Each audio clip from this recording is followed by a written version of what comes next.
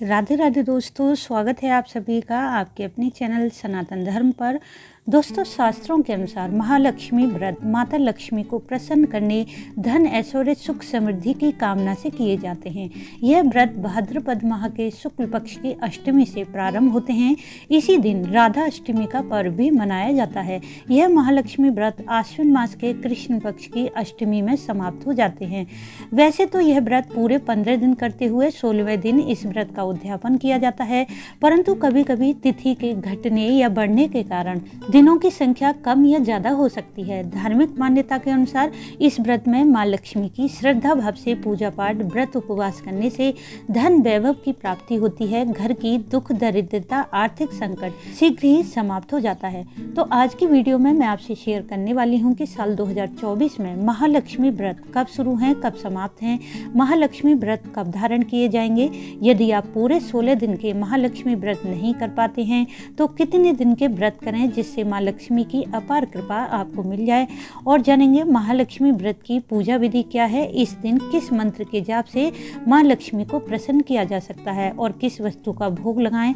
यह व्रत करते हुए किन नियमों का पालन बहुत जरूरी होता है, इन सभी बातों की जानकारी केवल इसी वीडियो में आपको प्राप्त हो जाएगी। इसलिए वीडियो को पूरा जरूर देखें। वीडियो अच्छा लगे तो इसे लाइक भी करें, साथ ही वीडियो को शेयर कर दें। यदि आप चैनल पर पहली बार आए हैं तो चैनल को सब्सक्राइब कर लें, बेल बटन को भी प्रेस कर दें जिससे नई वीडियो का नोटिफिकेशन सबसे पहले आपको मिल जाए।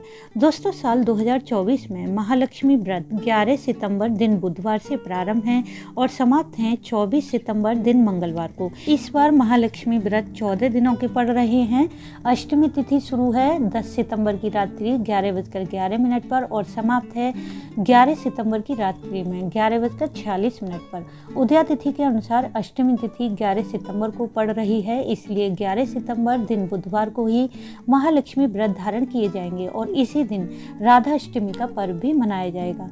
धार्मिक मान्यता के अनुसार महाभारत में चौसर खेलते हुए जब पांडव अपना समस्त राजपाट धन संपदा को गवा बैठे थे, तब भगवान श्री कृष्ण ने उन्हें मां महालक्ष्मी व्रत का पूजन अर्चन करने को कहा। भगवान के कथनानुसार पांडवों ने विधि पूर्वक इस व्रत का पालन किया तो शीघ्र ही उनका खोया हुआ राजपाट, धन ऐश्वर्य, मान प्रतिष्ठा उन्हें प्राप्त हो गई।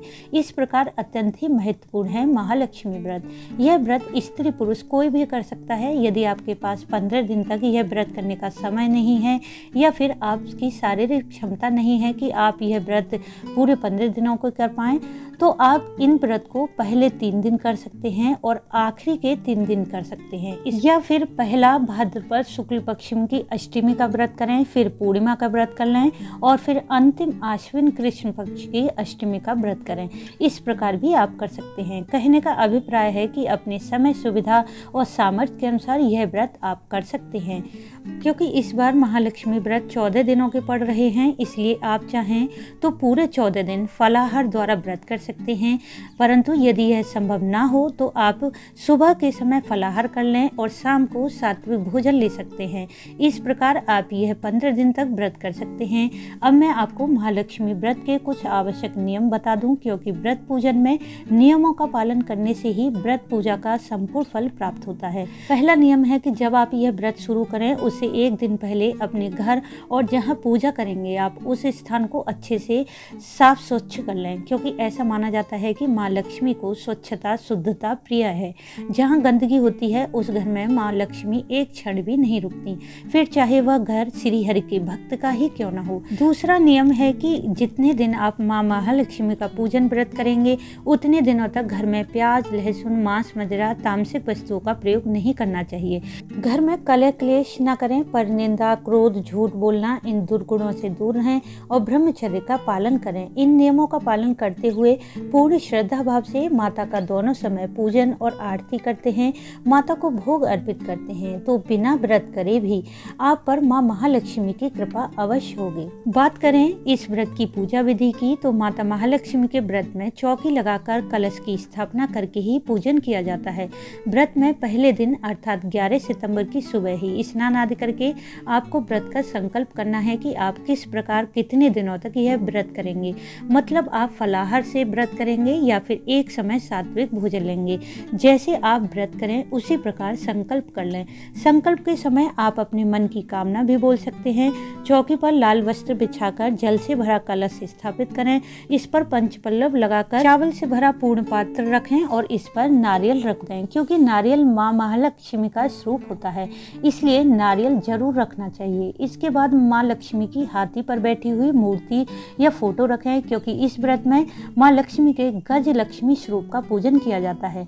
यदि आपके पास गज लक्ष्मी का स्वरूप ना हो तो माँ लक्ष्मी की कोई भी फोटो मूर्ति रख सकते हैं। पर ध्यान रखें कि जब आप इस व्रत का उद्यापन करेंगे तो अंतिम दिन माँ लक्ष्मी के साथ गज अर्थात हाथी का भी पूजन करेंगे। यह हाथी आप चांदी या मिट्टी का भी खरीद सकते हैं। सबसे पहले चौकी लगाने के बाद भगवान गणेश का, फिर कलश का और फिर माँ महालक्ष्मी का पूजन करें।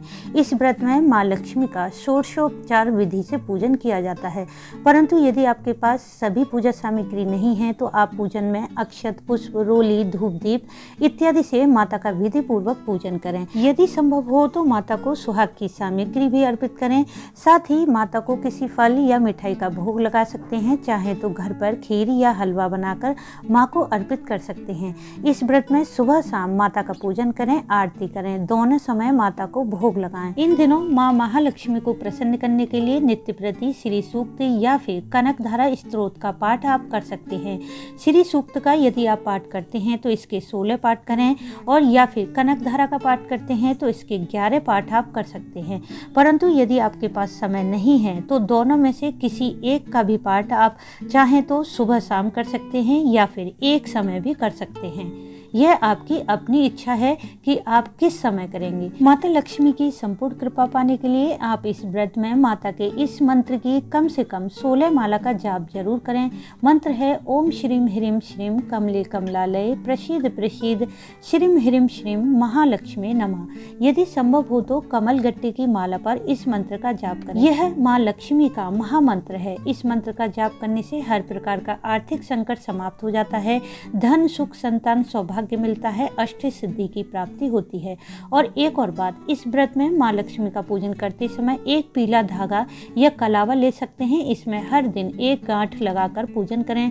पूजन करते हुए यह धागा हाथ में बांध लें। जब पूजन समाप्त हो जाए तो यह धागा माता के चरणों में रख दें।